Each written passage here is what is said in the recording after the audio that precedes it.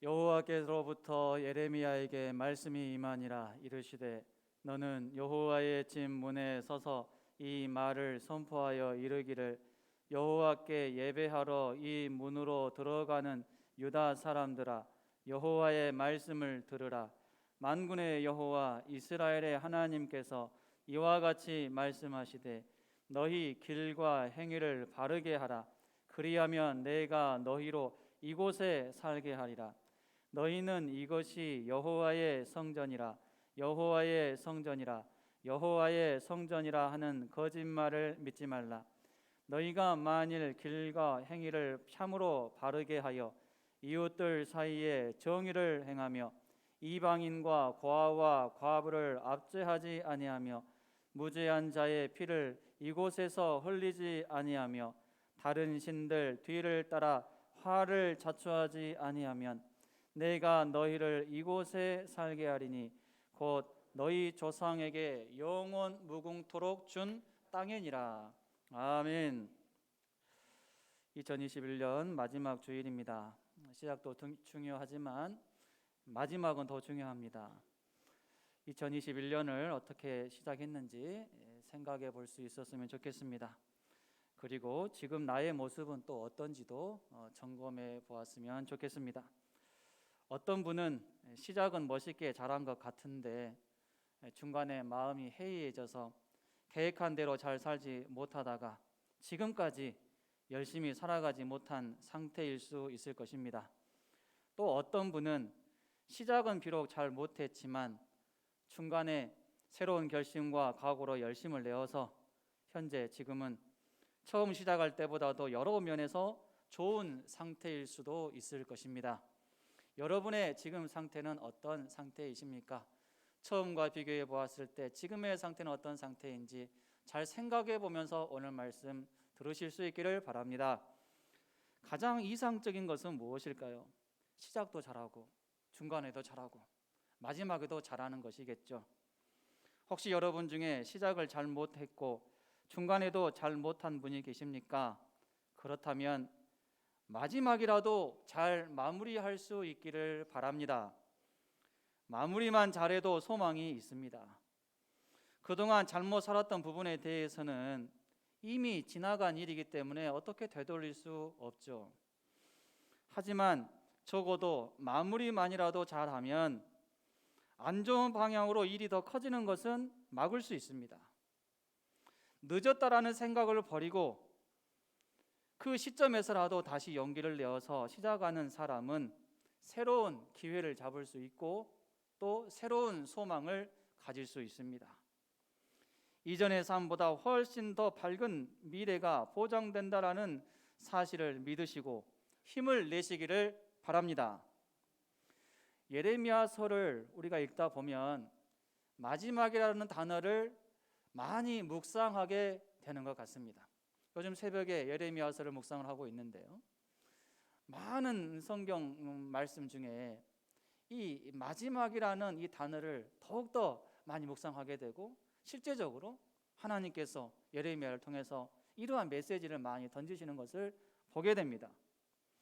그도 그럴 것이 예레미야가 살았던 시대가 어떤 시대입니까? 남유다가 그야말로 이제 멸망해 가는 그러한 시대였습니다. 그리고 예레미야는 실제적으로 남유다가 멸망하는 것, BC 605년경부터 바벨론으로부터 침입을 받기 시작했는데 침입을 받으면서 이제 몰락해 가고 멸망해 가는 그 모든 과정을 예레미야가 다 목격하면서 살았고 또 그때 하나님의 메시지를 전했던 것입니다. 예레미야와 함께 남유다의 마지막 시대에 활동했던 선지자들이 여러 명 있는데요, 나훔, 스바냐, 하박국, 예레미야, 오바댜 선지자를 들 수 있습니다. 그런데 이 중에서도 예레미야는 남유다의 요시야 왕, 이 요시야 왕이 이제 왕이 되어서 13년째 되었을 때 그때부터 제대로 사역을 시작을 해서 이 남유다가 이제 멸망을 하게 되고 그리고 포로로 끌려가는 이러한 모든 일련의 과정을 예레미야가 다 보았던 것입니다. 그래서 실제적으로 다른 어떤 선지자들보다도 예레미야가 남유다의 마지막 시대의 선지자로서 가장 활발하게 활동했던 선지자다, 이렇게 말할 수 있습니다. 약 50년 동안 선지자로서의 사역을 했습니다. 예레미야가 사역을 할 때 초기 국제 정세는 다소 평화로운 상태였습니다. 요시야가 왕으로 등극한 지 13년째 해니까 그때의 유다의 상태는 뭐 그렇게 썩 나쁘지는 않았던 것 같아요. 갈대아와 아수르, 그 나라가 세력 다툼을 하고 있었기 때문에 이 갈대아와 아수르라는 나라가 남유다에 별로 관심이 없었어요. 그냥 자기들끼리 지금 싸우느라고 정신이 없었기 때문에 뭐 이 남유다에 대해서 크게 신경을 쓰지 않았던 것이죠. 뿐만 아니라 내적으로는 어떻습니까? 남유다 요시야 왕이잖아요. 요시야. 제가 요시야 왕에 대해서 설교를 한 적이 있잖아요. 남유다 여러 왕들 중에서 가장 선한 왕이라고 일컬어지고 율법에 있어서 가장 개혁적이고 가장 율법대로 실천했던 왕이 요시야 왕이잖아요. 이 요시야 왕이 성전을 정결하게 하고 우상을 제거하는 이러한 개혁을 단행하고 있었던 시기였기 때문에 예레미야 사역 초기의 상태는, 국제 정세는, 또 남유다의 상황은 평화로운 상태였음을 알 수 있습니다. 그러나 요시야가 죽은 다음부터는 상황이 달라졌어요. 선왕, 하나님 앞에서 참 마음이 합한 왕이라고 일컬어지는 요시야 왕이 죽게 되자 요시야 왕 다음부터 일어나는 왕들은 요시야 왕처럼 하나님을 경외하지 않고 선한 정치를 하지 않습니다. 여호아스, 여호야김, 여호야킨, 시드기야, 김긴 시드기야, 이렇게 되죠. 이 왕들이 하나님 앞에서 악한 일들을 많이 하게 됩니다. 하나님이 싫어하시는 일들만을 골라서 하게 되죠. 그러면서 남유다는 급속하게 쇠퇴의 길로 가게 됩니다. 그러면서 결국 BC 605년에 바벨론에 의해서 첫 침공을 당하게 되고 1차 침입, 2차 침입, 3차 침입을 받게 되면서 3차 침입 때 완전하게 예루살렘이 파괴가 됩니다. 처참하게 짓밟히게 되죠.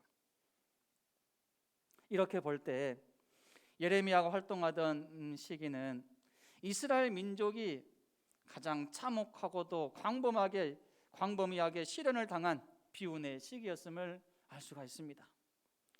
예레미야는 남유다가 바벨론에 의해서 멸망하기 바로 직전부터 멸망하는 과정, 그리고 철저하게 멸망당하여서 포로로 끌려가게 되는 그 순간, 그리고 그 결과까지 확실하게 목격했습니다. 때문에 우리는 예레미야를 가리켜서 눈물의 선지자라고 말합니다. 눈물을 참 많이 흘린 선지자였습니다. 많이 흘린 정도가 아니라 얼마나 눈물을 많이 흘렸는지 예레미야 애가 2장 11절에서 내 눈이 눈물에 상하며 내 창자가 끊어지며 내 간이 땅에 쏟아졌다, 이렇게 고백할 정도였습니다. 예레미야가 이렇게 탄식하며 눈물을 많이 흘린 이유는 무엇일까요? 첫째로 남유다 백성들이 상황 파악을 완전히 못하고 있었기 때문입니다. 예레미야가 볼 때 지금 남유다의 상황은 절체절명의 위기의 상황입니다. 이미 하나님께서는 남유다를 향해서 예레미야를 통해서 심판을 선언하셨어요. 심판하겠다. 도저히 내가 두고 볼 수가 없다. 저들의 지금 악한 모습을 도저히 그냥 볼 수가 없다. 그러면서 심판을 선언하셨어요. 또 이를 위해서 예레미야 자신을 남유다의 선지자로 보내셨기 때문입니다. 그런데 도무지 남유다 백성들은 심각하게 생각하지 않습니다. 분명히 지금 마지막 시대를 살아가고 있음에도 불구하고 마지막 시대라는 생각이 없어요. 예레미야는 지금 이 마지막이라고 하는 이 단어를 심각하게 생각을 하고 있고, 어떻게 하면 그래도 남유다 백성들이 이 마지막 시대를 그래도 잘 보낼 수가 있을까, 이걸 생각하면서 기도하고 또 기도하고 염려하고 있는데 남유다 백성들은 거기에 관심이 없었습니다. 너무나도 여유가 있는 거예요. 이러한 모습을 보면서 예레미야는 탄식할 수밖에 없었던 것이죠. 눈물을 흘리면서 메시지를 전하고 기도할 수밖에 없었던 것입니다. 또 예레미야가 눈물을 많이 흘린 이유는 무엇일까요? 둘째로 남유다 백성들은 하나님께서 주신 마지막 기회를 잡지 않고 있기 때문입니다. 예레미야가 계속해서 지금은 마지막 시대다, 하나님께서 심판을 경고하셨다, 또 선언하셨다, 곧 선언하실 것이다, 그렇게 하실 것이다, 그래도 하나님께서는 마지막 기회를 주셨다, 이 마지막 기회를 잡아야 된다, 제발 잡아라, 그렇기 위해서 회개해야 된다, 지금 삶을 바꿔야 된다, 돌이켜야 된다, 이러한 메시지를 전함에도 불구하고 오히려 남유다 백성들은 어떻습니까? 참 선지자인 예레미야 선지자를 거짓 선지자로 몰아가고 무시하고 학대하고 괴롭히는 일들을 했습니다. 남유다 백성들은 이렇게 하나님께서 주신 마지막 기회조차도 철저하게 내팽개치는 이러한 악한 행동을 했습니다. 이러니 예레미야가 얼마나 울면서 탄식했겠습니까? 예레미야는 마지막 시대에 마지막으로 외쳤던 선지자였습니다. 예레미야의 외침은 예레미야 자신의 외침이 아닙니다. 여호와 하나님의 외침입니다. 오늘 본문 1절 2절 말씀 읽겠습니다. 여호와께로부터 예레미야에게 말씀이 임하니라. 이르시되 너는 여호와의 집 문에 서서 이 말을 선포하여 이르기를 여호와께 예배하러 이 문으로 들어가는 유다 사람들아, 여호와의 말씀을 들으라. 여호와의 말씀을 들으라. 예레미야의 눈물의 외침은 여호와 하나님의 눈물의 외침이었습니다. 말 그대로 외침입니다. 그냥 작은 소리로 하는 말이 아니죠. 큰 소리로 외치는 외침입니다. 그것도 여호와 하나님의 외침입니다. 외침은 그냥 평범한 말이 아니에요. 언제 외칩니까? 특별한 때 외치죠. 중요할 때 외칩니다. 긴급한 상황일 때 외칩니다. 사람이 위기에 처했을 때 외치는 말을 하죠. 죽기 일보 직전인 사람을 내가 보았다면 외치지 않겠습니까? 살려달라고 살려주라고 외치지 않겠습니까? 그때 하는 말이 바로 외침입니다. 일반적인 사람의 외침도 귀를 기울여서 들어야 합니다. 누군가가 나에게 외치고 있는데 그 외침을 무시하면 내가 큰 일을 겪을 수가 있습니다. 그런데 누군가가 나에게 외칠 때 그 외침을 신경 써서 귀를 기울여 잘 들으면 내가 큰 도움을 입을 수가 있습니다. 하물며 하나님의 외침이겠습니까? 누군가가 잘못된 길로 나아가고 있을 때 내가 나름대로 신경 써서 큰 소리로 외치는데 그 소리를 상대방이 무시한다면 기분이 어떨까요? 결코 기분이 좋지 않겠죠. 그리고 어떤 생각이 들까요? 앞으로는 내가 저 사람에게 전혀 신경을 안 써야 되겠다. 저 사람에게 어떤 일이 일어나도 나는 그냥 신경을 안 써야 되겠다. 이런 생각하지 않겠습니까? 사실 내 말이 무시당하는 것만큼 자존심 상하는 일은 또 없습니다. 내 말이 무시당하는 것은 내 말 자체를 무시당하는 게 아니라 말은 곧 인격이기 때문에 내 인격이 무시당하는 것과 같기 때문에 자존심이 많이 상하는 거예요.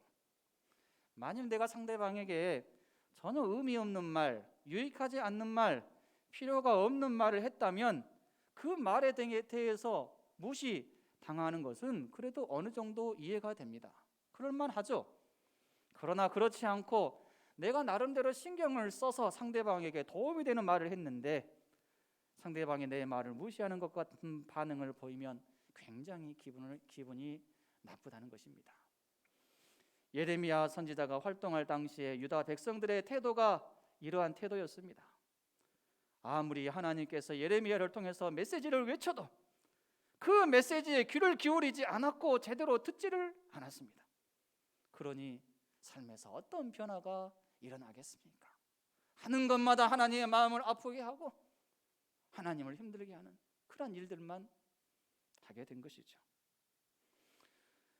사람이 힘 빠질 때가 있습니다. 언제일까요? 내가 아무리 말을 해도 말이 먹히지 않는 사람, 말을 먹어버리는 사람, 한 귀로 듣고 한 귀로 흘리는 사람이 있을 때 힘 빠집니다. 그때 힘 빠지잖아요. 이러한 사람은 정말 피곤한 사람입니다. 너무나도 대하기 힘든 사람이에요. 여러분, 하나님으로 하여금 힘 빠지게 하는 일을 하지 않기를 바랍니다. 하나님으로 하여금 힘 빠지게 하는 일을 하는 것은 우리 자신에게 절대로 아무것도 유익한 일이 없어요. 오직 심판과 징계만 기다리고 있을 뿐입니다. 하나님께서는 예레미야를 통해서 이런 말씀을 하십니다. 너희 길과 행위를 바르게 하라. 길과 행위를 바르게 하라.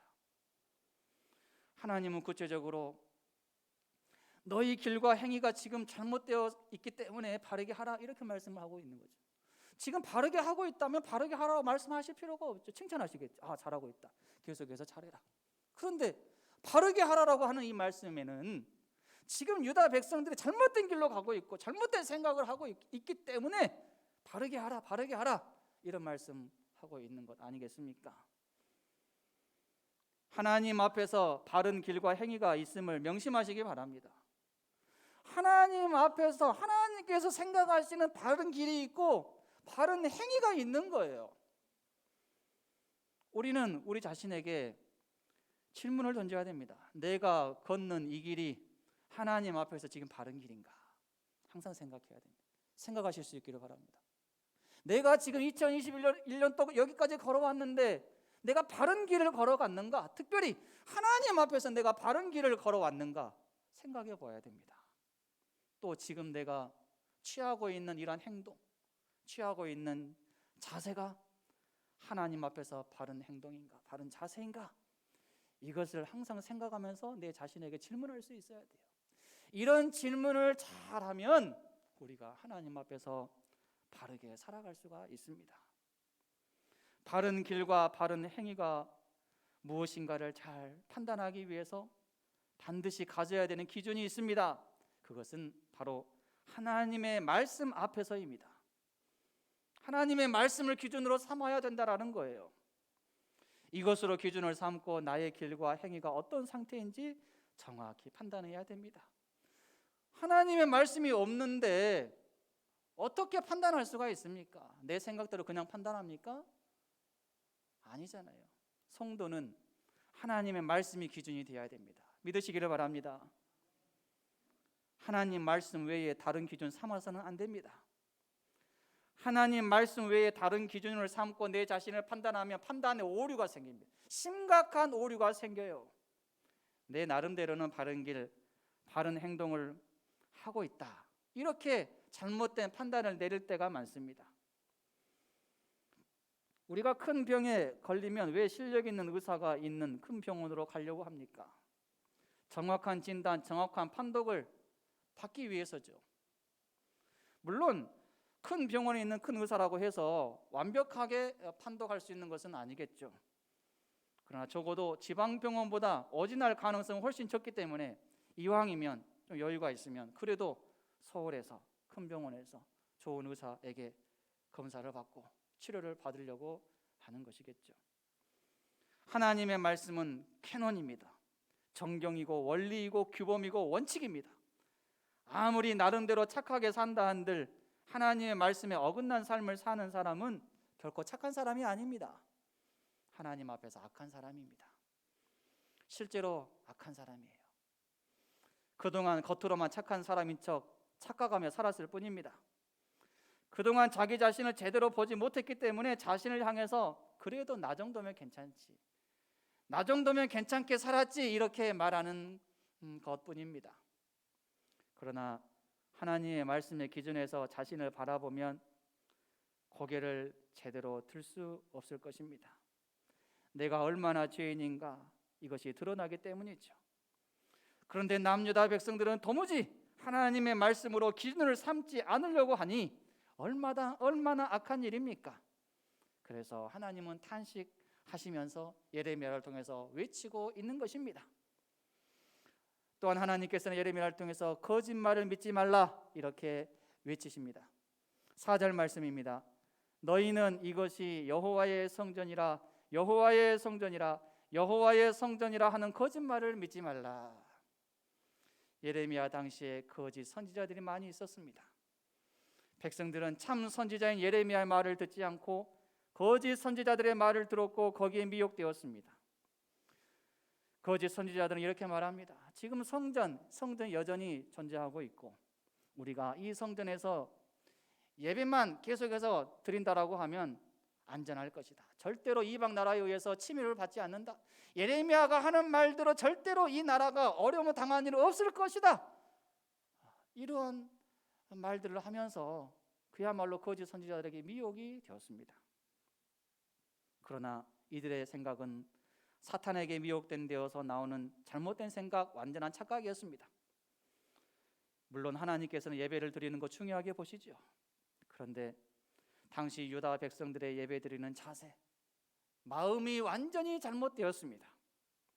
잘못된 마음에서 드리는 예배는 하나님께서 보시기에 가증히 여기는 예배입니다. 그 예배를 예배로 보시지 않죠. 가증히 여깁니다.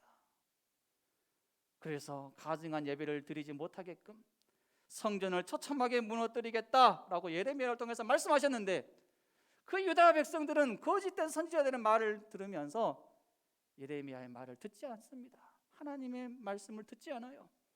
그래서 결국 성전은 어떻게 되었습니까? 철저하게 무너졌습니다. 짓밟혔습니다. 이웃들 사이에서 정의를 행하라 이렇게 외치십니다. 모든 성경 말씀을 두 계명으로 요약하면 무엇입니까? 첫째는 하나님 사랑이고 둘째는 이웃 사랑이죠. 하나님 사랑과 이웃 사랑의 핵심은 무엇입니까? 실천입니다. 실천. 부자 청년을 만났을 때도 예수님께서 어떤 말씀하셨어요? 이 두 가지 핵심에 대해서 말씀하셨잖아요. 그러니 그 말씀을 듣고 부자 청년은 내가 이것은 어렸을 때부터 다 지켰다 이렇게 얘기를 하잖아요. 그 다음 예수님께서 하신 말씀이 무엇입니까? 너에게 있는 것을 팔아서 가난한 자에게 주어라. 실천해라. 그것을 네가 알았다면, 그동안 어렸을 때부터 네가 배웠다면 그대로 실천해라. 그 말을 듣고 부자 청년이 어떻게 행동했습니까? 심히 근심하여서 예수님을 떠났다라고 그랬어요. 핵심은 실천입니다. 아무리 머릿속으로 지식적으로 이론적으로 알아도 행동으로 실천하지 않으면 사랑하지 않는 거예요. 하나님 사랑하지 않는 것이고 이웃 사랑하지 않는 거예요. 하나님의 말씀에 거여가는 삶을 살고 있는 것이지요. 남유다 백성들은 더 이상 하나님을 사랑하지 않았습니다. 이것은 예레미야를 통해서 주시는 하나님의 말씀을 무시하는 것에서 증명이 되었습니다. 하나님을 사랑한다라고 하면 하나님께서 어떤 말씀을 하시든지 귀하게 마음에 새기면서 듣지 않겠습니까? 그런데 하나님을 사랑한다라고 하면서 예레미야에게 주시는 그 말씀을 무시하니 나는 하나님을 사랑하지 않습니다. 이것을 증명하는 것과 같죠. 그들은 이웃도 사랑하지 않았습니다. 이것도 증명이 되었습니다. 이방인과 고아와 과부를 압제하고 무죄한 자의 피를 흘리는 이러한 일들을 하면서 증명했습니다. 사람의 마음속에 있는 것은 비록 보이지는 않지만 반드시 겉으로 드러나게 되어 있습니다.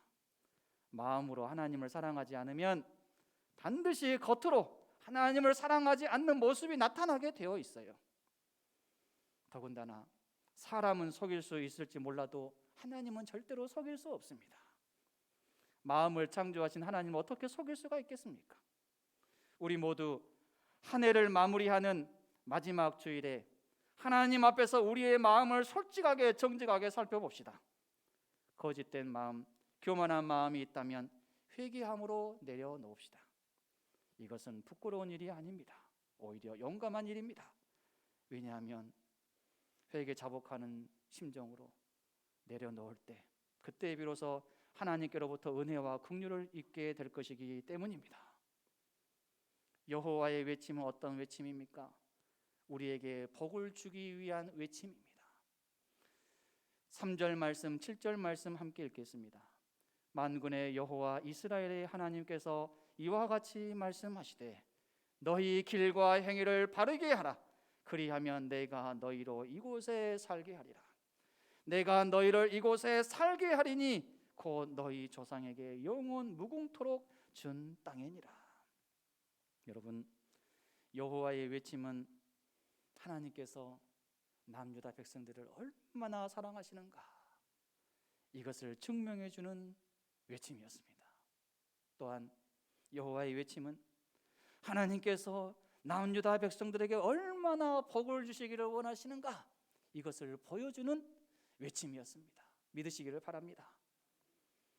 아무리 하나님께서 사랑의 하나님이셔도 죄를 짓고 있는 백성들에게 복을 주실 수는 없습니다. 죄를 짓고 있는 백성들에게 어떻게 복을 줄 수가 있겠습니까? 그것은 하나님조차도 도저히 할 수 없는 일입니다. 여러분, 죄를 짓고 있는 사람들에게 복을 준다면 그것은 그야말로 사랑의 하나님이 아니죠. 아니, 지금 죄를 짓고 있는데 복을 줘요. 잘한다 잘한다 칭찬합니다. 그럼 어떻게 될까요? 더 죄를 짓는 길로 나아가지 않겠습니까? 이것은 사랑한다는 것이 아니죠. 그냥 나쁜 길로 가다가 그냥 그 상태로 심판받아서 죽어라, 이런 의미가 있기 때문에 만약에 죄를 짓고 있는 사람에게 복을 준다면 그 하나님은 절대로 사랑의 하나님이 아닙니다. 아니, 지금 죄악의 구렁텅이로 빠져들어가고 있는데 건져내야 되지 않겠습니까? 그 심각성을 스스로 깨닫고 나오려고 하는 마음이 들게끔 해야 되지 않을까요? 그렇게 해야 되잖아요. 그렇게 해야지만이 사랑의 하나님이죠. 죄를 짓고 있는 사람에게 복을 주면 이게 사랑의 하나님입니까? 아닙니다. 예레미야서를 읽다 보면 돌아오라는 이 외침의 메시지를 많이 접하게 됩니다. 이 메시지는 당시 유다 백성들에게만 해당되는 메시지가 아니라고 믿습니다. 오늘 우리에게도 동일하게 주어지는 메시지라고 믿습니다. 우리 모두 방향을 틀어서 하나님께로 돌아갑시다. 이것이 우리의 살 길임을 믿으시기 바랍니다. 마지막 시대를 살아가는 성도의 자세는 무엇일까요? 첫째로, 마지막 시대를 사는 것처럼 살아야 된다는 것입니다. 무감각한 삶에서 경각심을 가지고 사는 이러한 삶으로 바뀌어져야 됩니다. 지금 우리 시대는 주님께서 재림하신 그 때와 훨씬 가까워졌습니다. 그때가 언제인지는 정확히 알 수가 없어요. 하지만 분명한 것은 초대교회 때보다 훨씬 마지막 시대에 우리가 지금 살고 있다는 사실입니다. 아무리 마지막 시대라고 외쳐도 그 말에 무감각한 반응을 보인다면 그 사람에게는 절대로 마지막 시대가 아닙니다. 평안한 시대예요. 평안한 시대.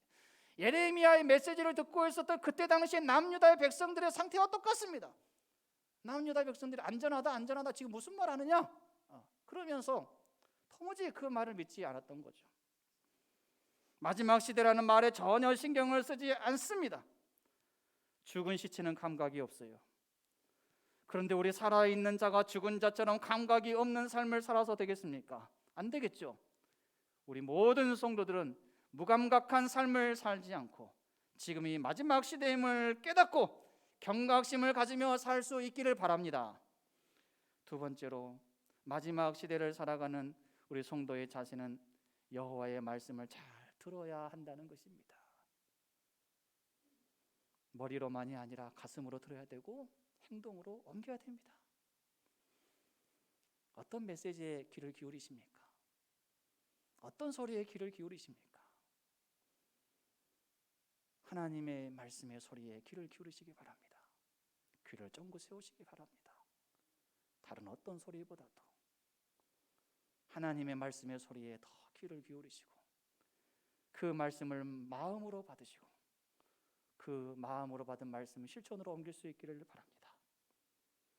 하나님의 말씀에 무감각한다는 것은 그 자체로 하나님을 대적하는 행동임을 믿으시기를 바랍니다. 잘못된 길과 행위를 바르게 해야 됩니다. 겉으로 하는 척하는 것이 아니라 진심으로 바르게 해야 됩니다. 진심으로 바르게 하시기 바랍니다. 사람들에게 잘 보이려고 하는 것이 아니라 하나님 앞에서 잘 보이기 위해서 하나님 앞에서 바르게 사시기 바랍니다. 우리는 하나님 말씀 앞에서 떨어야 됩니다. 겉으로만이 아니라 진심으로 떨어야 됩니다. 진심으로 떨게 되면 잘못된 길과 행위를 버릴 수 있어요. 진심으로 떨지 않기 때문에 버리지 못하고 바르게 살지 못하는 것입니다. 하나님의 말씀 앞에서 진심으로 떠는 자들이 되어서 복된 길로 나아갈 수 있기를 바랍니다. 이제 말씀을 정리합니다. 예레미야는 남유다의 마지막 시대에 마지막 선지자로 하나님의 외침을 대신 전하는 일에 쓰임 받았습니다. 이 마지막 외침은 지금 우리도 들어야 할 외침입니다. 만약 우리가 하나님 앞에서 죄악된 길로 나아간다면 이 외침은 더 자주, 더 많이 여러 루트를 통해서 우리에게 선포되어질 것입니다. 심판과 경고로서의 하나님의 외침을 많이 듣는 그러한 대상이 되지 않기를 바랍니다. 오직 우리가 들어야 될 외침은 어떤 외침일까요? 복된 메시지로서의 하나님의 외침을 많이 듣는 대상이 될 수 있기를 바랍니다. 하나님께서 우리 자신을 바라보실 때 복된 메시지로서의 외침을 많이 하실 수 있기를 바랍니다. 그러한 메시지 많이 들을 수 있기를 바랍니다. 그렇게 사시기를 바랍니다. 유다 백성들처럼 심판으로서의 경고로서의 그 외침의 메시지 듣는 자가 되지 마시고 하나님 앞에서 복된 메시지, 잘하고 있다, 잘하고 있다, 잘하고 있다, 이러한 칭찬으로서의 메시지 계속해서 그렇게 헌신하고 계속해서 그렇게 열심히 살면 내가 너에게 더 큰 은혜와 복을 주겠다, 이러한 메시지 들어야 되지 않겠습니까? 언제까지 하나님 앞에 책망의 말만 들어야 되겠습니까? 이걸 바꾸어져야 되지 않겠습니까? 여러분, 시간이 가면 갈수록 우리 하나님께로부터 이러한 칭찬으로서의 외침, 복된 메시지로서의 외침 많이 들을 수 있기를 바랍니다. 우리 교회가 이러한 교회가 될 수 있기를 바라고 우리 성도들이 이러한 성도 되실 수 있기를 바랍니다. 이러한 자세로 나아갈 때 우리 교회는 더 크게 쓰임 받을 것이고 우리 성도들은 하나님 앞에서 복된 인생이 될 줄로 믿습니다. 하나님의 은혜와 복이 여러분들의 삶 가운데 가득 임하게 되기를 주님의 이름으로 축원합니다.